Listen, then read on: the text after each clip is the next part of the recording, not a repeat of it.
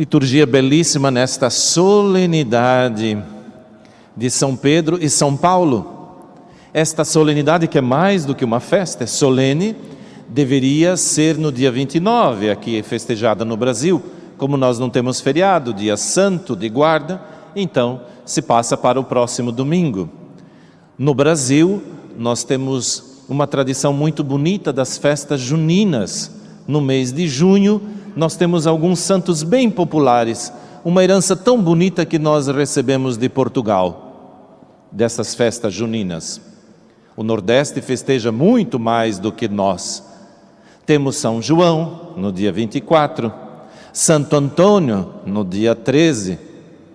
Depois, então, encerrando este mês junino, São Pedro e São Paulo, que, aliás, principalmente nas cidades praianas, no litoral, se celebra o dia do pescador, o dia do pescador justo no dia de São Pedro.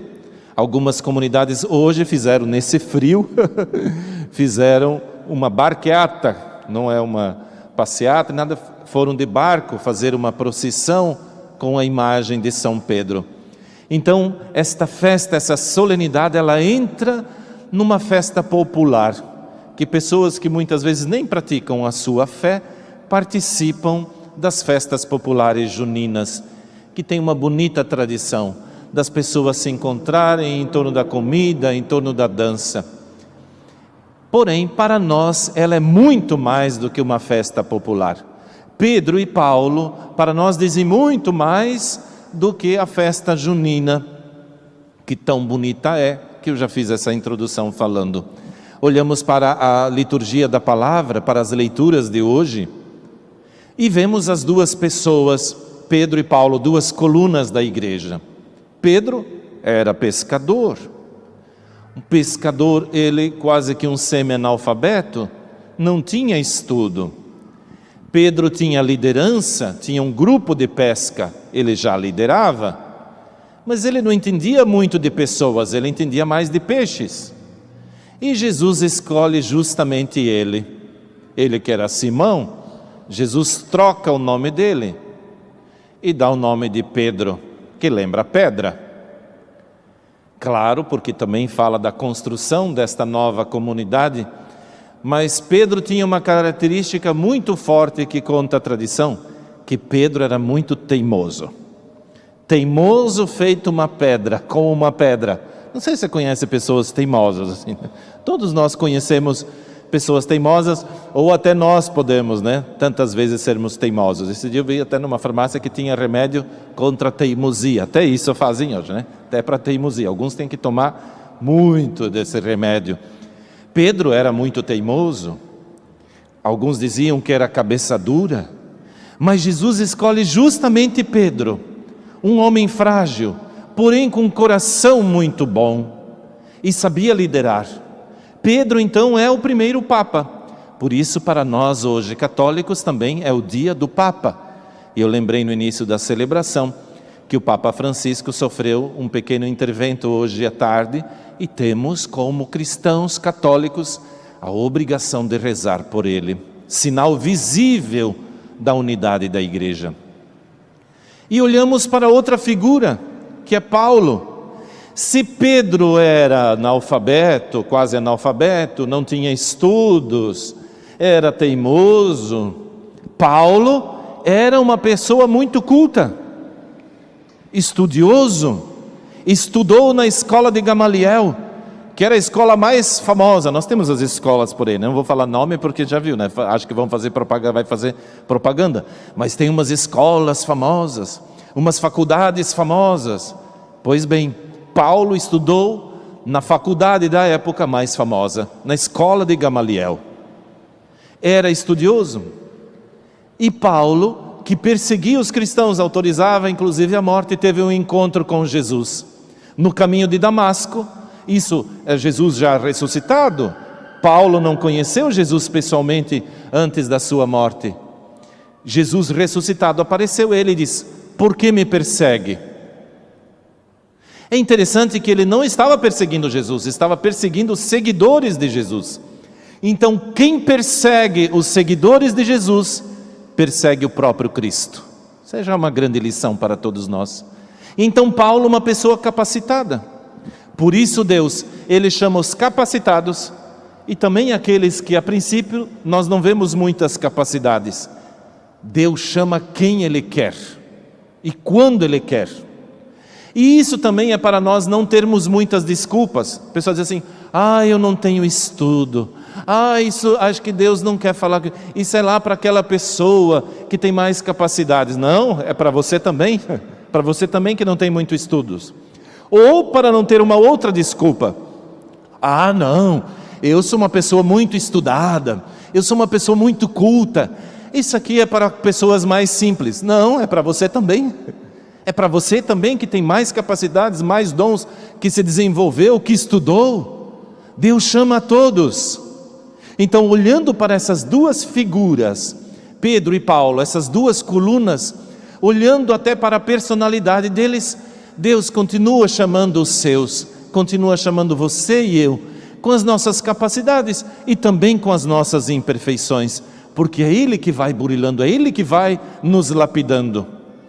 E rezávamos o belíssimo salmo de todos os temores me livrou o Senhor Deus. Nós vimos na prisão e também foi liberto. Vemos Paulo na segunda leitura, combati o bom combate, guardei a minha fé. Mas nós sabemos como Pedro morreu.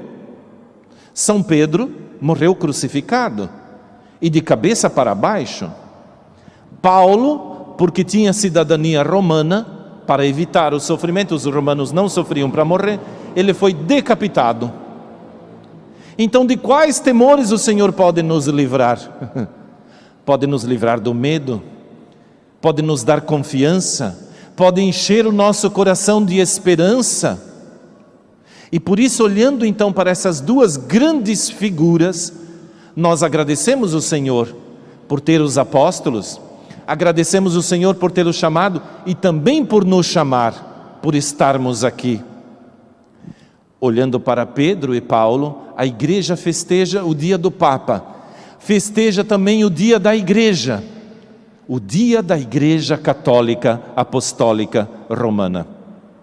Se um dia, talvez você já tenha ido, alguns já tiveram essa oportunidade, um dia você pode ter esta oportunidade de ir até a cidade eterna, Roma, fora dos muros, dos muros antigos de Roma, porque Roma agora se expandiu. Roma tem a população de Curitiba, toda inteira, mais de 3 milhões de habitantes. Tem uma igreja com o título São Paulo fora dos muros, onde estão os restos mortais do apóstolo Paulo. Assim como na igreja de São Pedro, na Basílica de São Pedro, estão os restos mortais do apóstolo São Pedro. Tanto é que o Papa, quando celebra a missa, naquele altar papal, embaixo estão os restos mortais de São Pedro. E na igreja de São Paulo, fora dos muros, estão os restos mortais de São Paulo. O que é curioso naquela igreja? Você olhando para o teto, na lateral do teto, você tem as figuras, são pinturas, não são fotos, porque não se fazia foto, né, 2000 anos.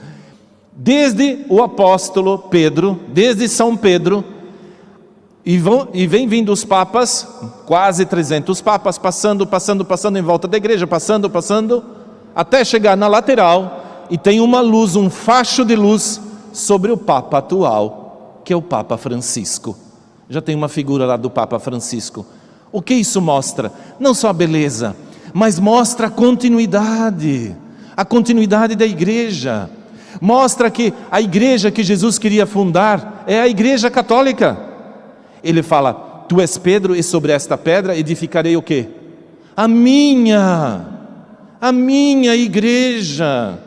Então esta é a igreja de Jesus Cristo, que tem sucessão apostólica, que tem uma riqueza imensa na sua doutrina, que é uma igreja maravilhosa e que muitas vezes é desprezada principalmente pelos católicos. Aliás, eu vou dar um sinal de identidade para o cristão católico, que são 3 pontos brancos. O primeiro ponto branco que identifica um católico é o ponto branco do manto de Nossa Senhora. Aqui o Imaculado Coração de Maria. o seu manto branco. Então o católico é um devoto de Maria. O católico, ele é mariano, ele ama Nossa Senhora. Identidade do ponto branco. O segundo ponto branco que identifica um católico apostólico romano é a Eucaristia, o branco da Eucaristia.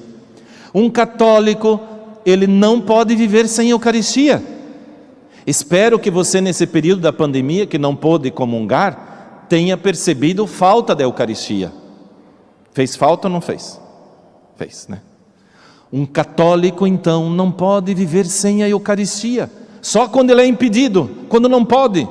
Mas se lhe é oferecido, ele deve buscar a Eucaristia. Então, o primeiro ponto branco, Maria. O segundo ponto branco, a Eucaristia.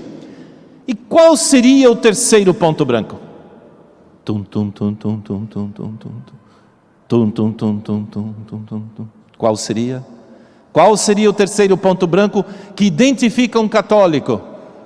O Papa. O Papa. O amor ao Papa. Não importa quem está lá, é o Papa. É um sinal visível da unidade da igreja. Então um católico, ele respeita o Papa. Um católico, ele ama o Papa. Se é Francisco, se é Bento, se é João Paulo, ele ama o Papa. Ele não fala mal do Papa. Tem católicos falando mal do Papa, criticando o Papa. Quem não está com Maria, não está em comunhão com a igreja. Quem não está com a Eucaristia, não está em comunhão com a igreja. E quem não está com o Papa, também não está em comunhão com a igreja. Então vamos pedir a intercessão de São Pedro e de São Paulo, nesta solenidade tão bonita que a igreja festeja essas duas colunas, que o Senhor os chamou com os defeitos, com as qualidades deles. O Senhor também continua nos chamando para nós não termos desculpa nenhuma. Que nós consigamos então, pela intercessão deles, amar Maria cada vez mais, buscar sempre a Eucaristia. Um católico não pode ficar sem a Eucaristia. E também amar o Papa, respeitá-lo, divulgar a sua mensagem. Isso tudo faz parte de ser um bom cristão católico. Afinal, hoje também é dia da igreja, e nós somos igreja, você e eu somos igreja. Então vamos respeitar e amar esta igreja tão sonhada por Jesus, a verdadeira igreja. Louvado seja nosso Senhor Jesus Cristo. Para sempre seja louvado.